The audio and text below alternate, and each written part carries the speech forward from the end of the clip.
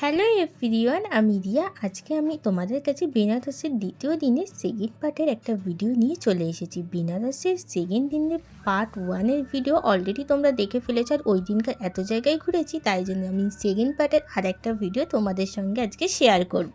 বেনারসের দ্বিতীয় দিনে সংকটমোচন হনুমান মন্দির দর্শন করা হয়ে যাওয়ার পরে সোজা চলে এসেছিলাম শ্রী বিশ্বনাথ টেম্পল দর্শন করতে। সংকটমোচন হনুমান মন্দির দর্শন করতে গিয়ে একটু দেরি হয়ে গিয়েছিল, কারণ ওখানে বিশাল লম্বা লাইন পড়েছিল। তো আমরা কেউ পুজো দিইনি, আমরা ওই একটা জায়গা থেকে ঠাকুর দর্শন করা যায় ওখান থেকে দর্শন করেই চলে এসেছি। আর যখন এখানে এসেছি প্রায় তখন 1:30 মতন বেজে গিয়েছিল, আর খুব জোর খিদে পেয়েছিল। তো মন্দিরে ঢোকার পাশেই অনেকগুলো হোটেল পড়ে, তো ওখান থেকে সব আমরা খাবার অর্ডার দিয়ে দিয়েছিলাম। তো মা বাবা ভাত ডাল আর সবজি নিয়েছিল, আর আমরা নিয়েছিলাম ওই fried rice, veg fried rice ছিল, আর ভেজ নুডলস, আর সাথে ছিল চিলি পনির। খাবারগুলো ছিল অসাধারণ। সত্যি কথা বলতে এতদিন ওই ভাত ডাল আর সবজি খেতে খেতে ভেজ জিনিস আর ভাল লাগছিল না, তাই ভাবলাম একটু নুডলস অর্ডার দিলে কেমন লাগে। তো একটু নুডলস অর্ডার দিয়েছিলাম, ঝাল ঝাল ছিল, খুব সুন্দর লাগছিল খেতে। ঠাকুরের স্থানে দর্শন করতে আসা মানেই জানো যে এখানে ভেজ জিনিস খেতেই হবে, আর আমরা বাঙালিরা একটুখানি ভাত ডাল মাংস মাছ এইগুলোই খুঁজি, কিন্তু বেনারসে একদমই এইগুলো অ্যালাউ নেই। কাছাকাছি তো একদমই অ্যালাউ নেই, আর এখানে যেহেতু মন্দির প্রাঙ্গণ, তো এখানে একদমই অ্যালাউ থাকবে না। তো খাওয়া দাওয়া হয়ে যাওয়ার পরে সোজা মন্দিরের ভিতরে চলে গেলাম। খাওয়া দাওয়া অনেকক্ষণ আগেই কমপ্লিট হয়ে গিয়েছিল, কিন্তু মন্দিরের ভিতরে ঢুকতে একটুখানি দেরি হয়ে গিয়েছে, কারণ আমি ভেবেছিলাম মন্দিরের ভিতরে কোনো ফোন অ্যালাউ নেই, কিন্তু যখন ভিতরে যাই তখন দেখি সবাই ছবি তুলছে। তো আমি আবার যেখানে জমা রেখে দিয়েছিলাম সেখান থেকে ফোনটাকে নিয়ে আসলাম, নিয়ে এসে একটু ছবি তুলছিলাম, কিন্তু যেখানে ঠাকুরটা আছে ওখানে ছবি তোলা একদমই অ্যালাউ না। আর এই মন্দিরের সেকেন্ড একটা ফ্লোর আছে যেখানে খুব সুন্দর একটা ছবি তোলা যাবে, খুব ভালো জায়গা। তো ওই সেকেন্ড ফ্লোরটা খুঁজতে খুঁজতে একটু দেরি হয়ে গিয়েছে, তারপর অনেকক্ষণ পরে খুঁজে ওখান থেকে গিয়ে একটু ছবি তুললাম আর তাড়াতাড়ি চলে এসেছে। আর ওখানে মন্দিরের সেকেন্ড ফ্লোর থেকে জায়গাটা জাস্ট অসাধারণ লাগবে। তোমরা যদি যাও ওই সেকেন্ড ফ্লোরটা কিন্তু খুঁজে অবশ্যই উঠবে, জায়গাটা কিন্তু খুব সুন্দর।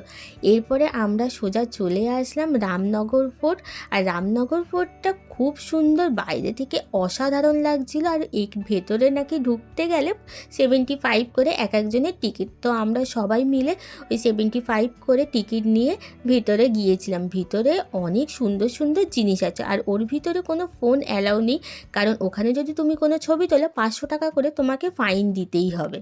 মিউজিয়ামের ভেতরে খুব সুন্দর সুন্দর জিনিস ছিল, যেমন পুরনো দিনের পালকি থেকে গাড়ি থেকে শুরু করে অনেক যে ছুরি, তারপর তরোয়াল, এইগুলো অনেক কিছু পুরনো জিনিস রাখা আছে। কিন্তু আমার দিদির মেয়ে যখন এই মিউজিয়ামের ভেতরে ঢোকে তখন ও তো প্রচণ্ড পরিমাণে কাঁদতে আরম্ভ করে দিয়েছে, কারণ ওর এইসব জিনিসপত্র দেখে খুব ভয় লাগছে। আর তার ওপরে হলো যে এই জায়গাটা একটুখানি অন্ধকার অন্ধকার মতন ছিল, ওর আরোই ভয় লাগছে। তো আমরা তাড়াতাড়ি চলে এসেছিলাম। তারপরে ওখান থেকে লাস্সি কিনে নিলাম, লাস্সিটা খুব সুন্দর খেতে ছিল। তারপর ওখান থেকে সোজা চলে গিয়েছিলাম সারনাথে, কিন্তু সারনাথে আমরা যখন পৌঁছেছি তখন বাজে 4:15 মতন, কিন্তু 4:30-এর মধ্যে ওটা নাকি বন্ধ করে দেয়, তাই জন্য আমরা আর ঘুরতে পারিনি। তাই জন্য আমরা চলে আসলাম বাড়িতে। এবার মাসিদেরও একটুখানি শরীর খারাপ লাগছিল, তো আমরা কাল ভৈরবটা দেখবো ভেবেছিলাম, কিন্তু আর যেতে পারিনি মাসিদের শরীর খারাপের জন্য। ঘুরতে এসে হোটেলে থাকতে কি কারোর ভালো লাগে? আর তারপরে বেনারসের মতন জমজমাট জায়গা তো একদমই ভালো লাগবে না। তো বেরিয়ে পড়লাম আবারও। তো প্রথমে চলে গিয়েছিলাম শ্রী বিশালাক্ষ্মী ঠাকুর দর্শন করতে।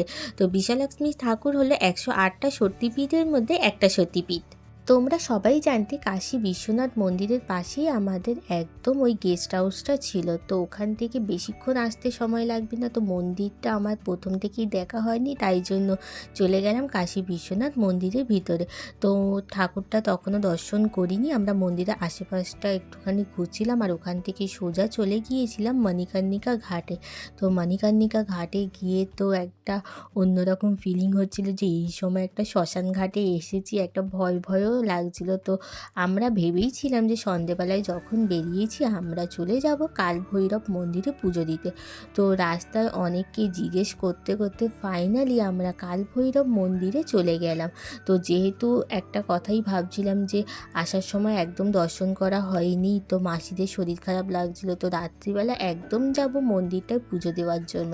তো মন্দিরে চলে গেলাম, আর ওখান থেকে ডালা কিনে নিলাম, তারপর মন্দিরের ভিতরে চলে গেলাম পুজো দেওয়ার জন্য।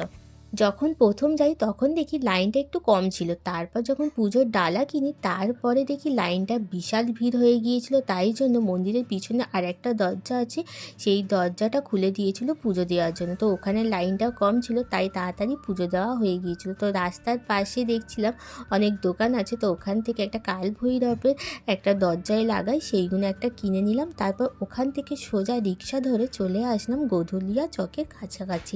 গোধুলিয়া চকে নামানোর পরে আমাদেরকে তো হেঁটে যেতেই হবে, তারপরে সবার জন্য খাবার কিনতে হবে, কারণ সবাই অপেক্ষা করছে রাত্রিবেলায় ডিনারটা করার জন্য। তো তারপরে সবার জন্য খাবার কিনেই আমরা হোটেলে ঢুকলাম। আমি আর দিদি তখনও পর্যন্ত খাবার খাইনি। আমরা বলেছি আমরা এরপর যাব কাশী বিশ্বনাথ মন্দিরে পুজো দেওয়ার জন্য। আর রাত্রি 10টা 15 থেকে একটা খুব সুন্দর আরতি হয়, আমাদের এই হোটেলের লোকটা বলল। তো আমরা ওই পুজো দিয়ে আরতি দেখে তারপরে বাড়ি আসলাম যখন, তখন বাজে ওই 11:30 মতন। তো তারপর খেয়ে দিয়ে একেবারে শুয়ে পড়লাম। তো আজকে ব্লগটা এই পর্যন্ত, দেখা হবে নেক্সট আরেকটা ব্লগ নিয়ে। টাটা।